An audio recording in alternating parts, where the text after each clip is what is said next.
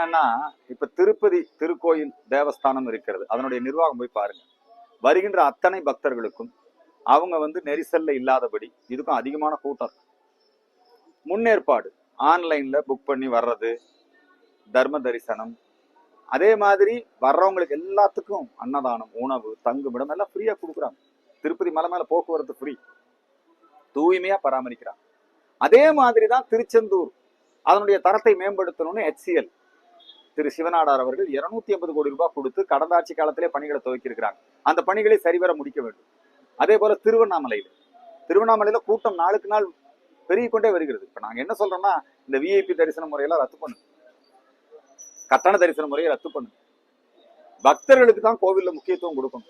இப்ப அறநிலையத்துறை அவங்க அறங்காவலர்கள் நியமிப்பதற்கு முயற்சி எடுத்துக் கொண்டிருக்கிறார்கள். அறங்காவலர்களாக அரசியல்வாதிகளை நியமிக்க கூடாது. இப்ப கோயில்கள் அரசியல்வாதிகளுடைய கூடாரமா மாறக்கூடாது.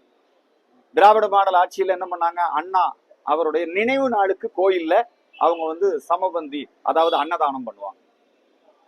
இப்ப இவங்க என்ன அறிவிச்சிருக்காங்க, அவங்களுக்கு போட்டியா? காமராஜர், அண்ணாவுக்கும் காமராஜருக்கு என்ன போட்டியா? காமராஜருடைய பிறந்த நாளுக்கு நாங்க கோயில் அன்னதானம். ஏன் இது போய் மசூதியில பண்ணுங்க, சர்ச்சில் பண்ணுங்க. இதெல்லாம் அரசியல் கட்சி தலைவர்களுக்கு தேவையில்லை. கோயில் இதெல்லாம் தேவையில்லை. கோயில்ல ஆழ்வார்கள், நாயன்மார்கள், சித்தர்கள், ஞானிகள் இவங்களுக்கான விழாக்களை நடத்துங்க. இதை கோயிலுக்குள்ள இந்த பிறந்த நாள், இறந்த நாள், இந்த மாதிரி விஷயங்கள் பண்ணக்கூடாது. இன்னும் அறநிலையத்துறை பக்தர்களுக்கான வசதிகளை பெருக்க வேண்டும். கோவில் சொத்துக்கள், ஆக்கிரமிக்கப்பட்ட அந்த சொத்துக்கள் எல்லாம் மீட்கப்பட வேண்டும். கோவில் நிர்வாகம் இன்னும் சிறப்பா இருக்கணும். கடந்த ஆட்சி காலத்துல பெரிய விழா காலங்கள் எல்லாம் வரிசையில நின்று பல பேர் மூச்சு திணறி எல்லாம் இறந்து போயிருக்காங்க.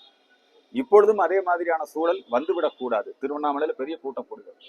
ஒவ்வொரு திருவிழா காலங்களிலும் கோவில்களிலே பல விதமான பிரச்சனைகளை சந்திக்க வேண்டியிருக்கிறது. அதையெல்லாம் முன்கூட்டியே திட்டமிட்டு சரி செய்ய வேண்டும். அறநிலையத்துறையை சீர்திருத்த வேண்டும்.